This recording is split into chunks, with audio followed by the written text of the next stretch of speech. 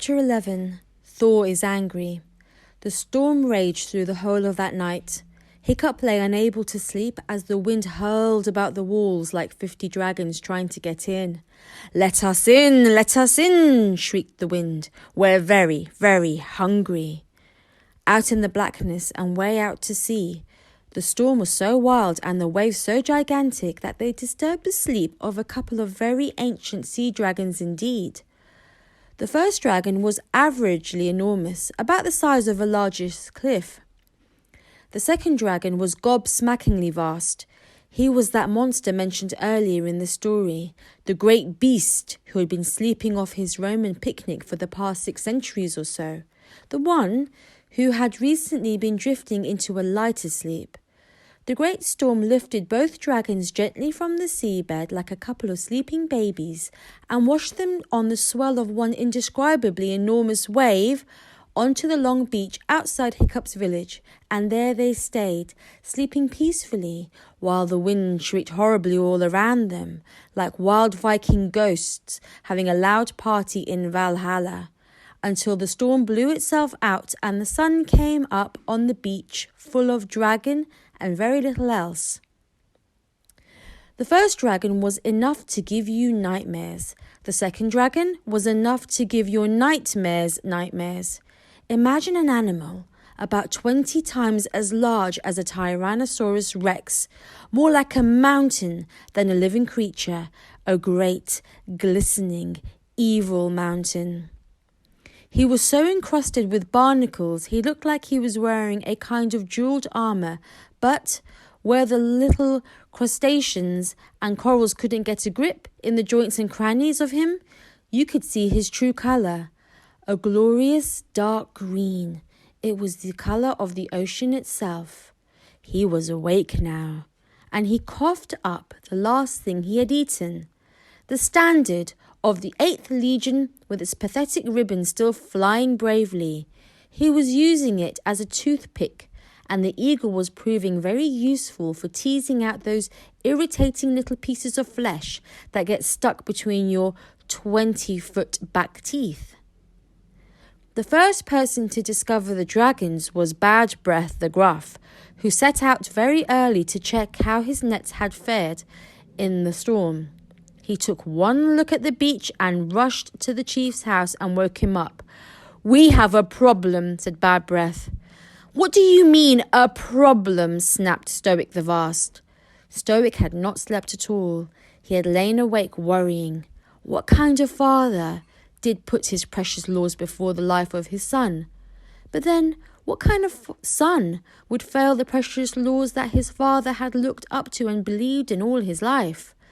By morning, Stoic had made the awesome decision that he was going to reverse the solemn pronouncement he had made on the beach and unbanish Hiccup and the other boys. "It is weak of me, weak," said Stoic to himself gloomily. Squidface the Terrible would have banished his son in a twinkling of an eye. Loudmouth the Gouty would have positively enjoyed it. What is the matter with me? I should be banished myself, and no doubt that is what Moggledon the Meathead is going to suggest. All in all, Stoic was not in a state to deal with any more problems.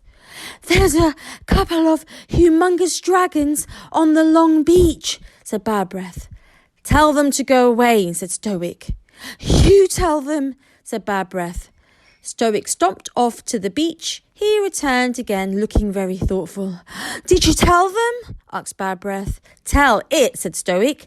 "The larger dragon had eaten the smaller one." I didn't like to interrupt. "I think I should call a council of war." The hooligans and the meatheads woke that morning to the terrible sound of the big drums summoning them to a council of war, only used in times of dreadful crisis. Hiccup awoke with a start. He had hardly slept at all. Toothless, who had crept into bed with Hiccup the night before, was nowhere to be seen, and the bed was stone cold, so he had obviously been gone for some time. Hiccup dragged his clothes on hurriedly. They had dried overnight and were so stiff with salt that it was like putting on a shirt and leggings made out of wood. He wasn't sure what he was meant to do, as this was the morning he was supposed to go into exile. He followed everybody else to the Great Hall. The meatheads had spent the night there anyway, because it had not been the weather for camping. On the way, he bumped into Fishlegs. He looked as if he had slept as badly as Hiccup. His glasses were on crooked. "What's happening?" asked Hiccups. Fishlegs shrugged his shoulders. "Where's Horrorcow?" asked Hiccup. Fishlegs shrugged his shoulders again. Hiccup looked around the crowd, pushing its way towards the Great Hall, and noticed that there was not a domestic dragon to be seen. Normally, they were never far from their master's heels and shoulders, yapping and snarling and snaring at each other. There was something faintly sinister about their disappearance. Nobody else had noticed. There was such a tremendous babble of excitement and such a crash of enormous Vikings that not everybody could get into the Great Hall, and there was a big jumble of barbarians shouting and shoving outside. Stoic called for silence. "I have called you here today," boomed Stoic, "because we have a problem on our hands. A rather large dragon is sitting on the long beach." The crowd was deeply unimpressed. They were hoping for a more important crisis. Mogadon voiced the general disapproval. "The big drums are only used in times of ghastly, deadly peril," said Mogadon in amazement. "You have summoned us here at a horrible early hour." Mogadon had not slept well on the stone floor of the great hall with only his helmet for a pillow. "Just because of a dragon?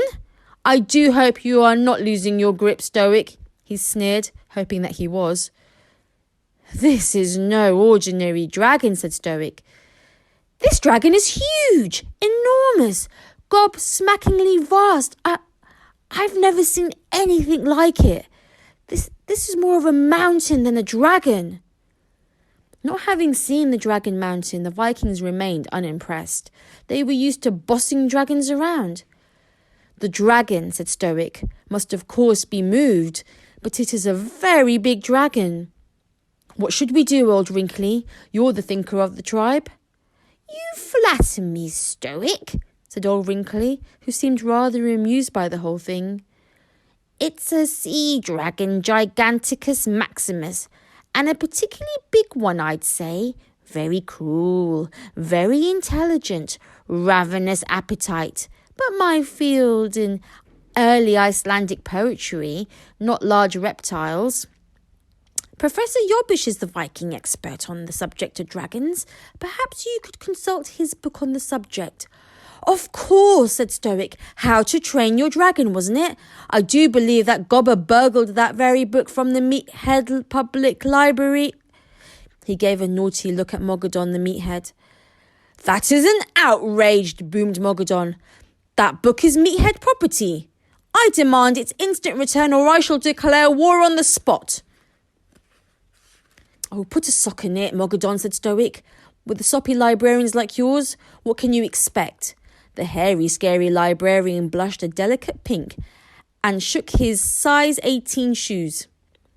"Baggy bum, hand me the book from the fireplace," yelled Stoic.